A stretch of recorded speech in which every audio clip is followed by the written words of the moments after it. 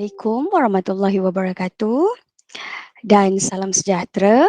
Nama saya Cikgu Nurul Ilani binti Ilham dari Sekolah Menengah Kebangsaan Sungai Pusu, Gombak, Selangor. Pada hari ini, saya ingin berkongsi hasil kajian tindakan saya dalam Seminar Darul Aman 2022 yang bertajuk meningkatkan penguasaan luas antara lengkung dan garis lurus menggunakan kaedah tuti dalam kalangan murid 5 Al-Balkhi bagi mata pelajaran matematik tambahan. Baiklah hadirin, kita lihat dulu penyataan masalah.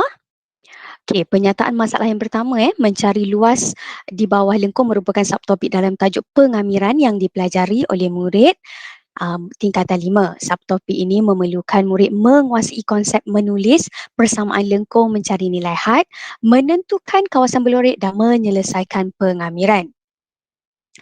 Seterusnya, murid dapat mengira luas di bawah satu lengkung dengan baik jika soalan yang diberikan hanyalah dalam bentuk lengkung. Tetapi murid akan mula mengalami masalah menentukan nilai had apabila soalan yang diberikan berbentuk lengkung dan juga gabungan garis lurus dan kawasan yang perlu ditambah atau ditolak bagi mendapatkan kawasan ataupun nilai kawasan atau rantau belorik. Baiklah, seterusnya kita lihat apakah objektif kajian saya pada kali ini. Okey.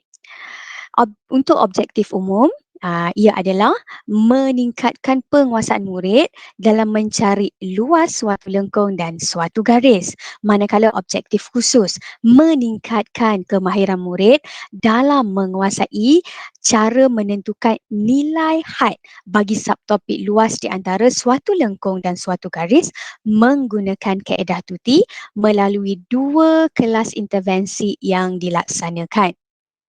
Okey. Untuk persoalan kajian, terdapat 3 persoalan melalui semakan latihan, melalui ujian pra yang saya berikan dan yang terakhir sekali melalui sesi temu bual. Okey, kita lihat dari segi semakan latihan.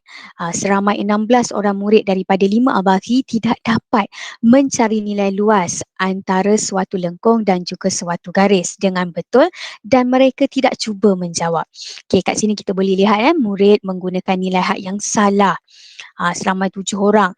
Murid menolak kawasan yang salah dan murid tidak mencuba menyelesaikan soalan. Okey. So seterusnya kita lihat pula dari segi ujian pra. Okey, daripada analisis didapati 10 daripada 16 orang ni mendapat markah yang terendah lah. Hal ini kerana mereka tidak menguasai kemahiran mencari nilai luas antara suatu lengkung dan suatu garis. Okay, kita boleh lihat hasil ataupun markah ujian mereka, kebanyakan mereka mendapat markah sifar. So, amat-amat merisaukan. Okey, seterusnya melalui temu bual. Okey, dekat temu bual ni pula kita boleh lihat murid tidak dapat menentukan nilai had yang betul. Mereka tak tahu menentukan nilai had perlu diambil dekat paksi X ataupun di paksi Y. Dan murid hilang punca nak memulakan pengamiran. So mereka tiada idea dan mereka memerlukan kaedah alternatif untuk membantu mereka menyelesaikan masalah mereka ini. Okey. So, seterusnya kita lihat metodologi yang saya gunakan. Reka bentuk kajian saya ini merupakan bukan eksperimental tetapi merupakan satu kaedah kajian tindakan di mana saya menganalisis data menerusi penskoran ujian pra dan juga ujian pos. Maka persampelan saya pula, saya ambil murid matematik tambahan tingkatan 5 seramai 10 orang yang mendapat markah rendah dalam ujian pra. Okey, inilah mereka di antaranya. Okey, seterusnya kita lihat prosedur kajian yang saya jalankan. Yang pertama, seperti saya katakan tadi, saya buat melalui hasil semakan latihan, temu bual dan juga ujian pra. Selepas itu, saya ambil mereka, saya jalankan 2 kali kelas intervensi. Selepas itu, saya berikan mereka ujian pos. Okey. Intervensi kaedah tuti. Apa tu kaedah tuti? Okay, actually kaedah tuti ni adalah singkatan tunjuk dan tindih. Mereka perlu tunjuk dan mereka perlu tindih. Tuju dan tindih. Okey, tentukan langkah pertama mereka perlu tentukan garis yang paling atas. Maknanya mereka akan dapat gambar rajah antara garis dan juga lengkung. So mereka perlu kena pasti adakah garis yang paling atas ataupun lengkung yang paling atas. Okey, selepas tu garis atau lengkung, kedudukan garis yang paling atas tu, mereka perlu buat satu garis anak panah daripada sama ada lengkung ataupun garis. Maknanya kedudukan yang paling atas. So mereka perlu tujukan, okey, perlu tuju ke mana? Tuju ke paksi yang bertindih dengan kawasan berlorek. So kata kat sini kita boleh lihat lah. So anak panah tu garis yang paling tinggi adalah garis lengkung, dan garis anak panah ni dituju ke paksi X di mana mereka menindih di kawasan berlorek. Seterusnya, mereka boleh mendapatkan nilai had yang betul. Maknanya nilai had pertama dan di hujungnya.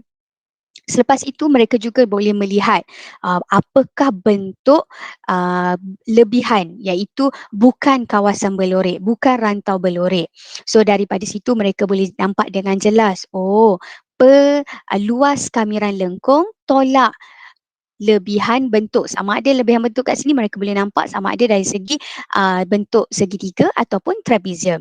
Seterusnya mereka bolehlah mengaplikasikan konsep pengamiran, dan yang sebelum ni mereka sangat-sangat ataupun mereka sudah kuasai dan menyelesaikan pengiraan sama ada murid tersebut perlu menolak atau menambah rantau untuk mendapatkan rantau berlorek yang diminta oleh soalan, dan selesailah pengiraan mereka. Okey, dapatan kajian. Alhamdulillah, dalam 2 kali kelas intervensi, selepas itu saya memberikan ujian pos, boleh nampak di sini peningkatan markah mereka. Okey, sebanyak 56.67% peningkatan. Maknanya daripada markah 3 sebelum ni, mereka mampu dapat markah penuh iaitu 21 markah. So amat-amat memberangsangkan. Dan ini pula kita lihat dari segi graf perbezaan markah ujian pra dan ujian pos. So boleh nampak dengan ketara kenaikan markah mereka selepas mereka menggunakan kaedah tuti dalam menyelesaikan soalan berkaitan luas antara lengkung dan garis. Dan apakah yang dapat saya rumuskan? Kebolehan menyelesaikan luas antara lengkung dan garis sebanyak 70% murid mendapat markah penuh. Amat menggembirakan hati saya. Okey, kalau kita lihat pula seterusnya, okey, rumusan. Okey, kaedah tuti ni merupakan satu kaedah yang mudah diaplikasikan oleh murid. Kenapa? Mereka seronok, mereka nampak dengan jelas di mana paksi perlu mereka ambil nilai hadnya, di mana kawasan ataupun bentuk lebihan di mana mereka boleh menolak dan untuk dapatkan jawapan yang baik dan betul. Dan kaedah ini praktikal dijalankan secara dalam talian dan juga dalam kelas fizikal ataupun bersemuka. Dan kaedah tuti ni juga saya nampak merupakan kaedah yang memberi impak positif kepada murid saya. So itu saja hasil perkongsian saya tentang hasil kajian tindakan meningkatkan penguasaan luas antara lengkung dan garis lurus menggunakan kaedah tuti dalam kalangan murid Al-Balqi bagi mata pelajaran matematik tambahan. Semoga kaedah ini boleh dibawa ke depan dan digunakan oleh semua murid di Malaysia. So itu saja daripada saya. Terima kasih dan Assalamualaikum.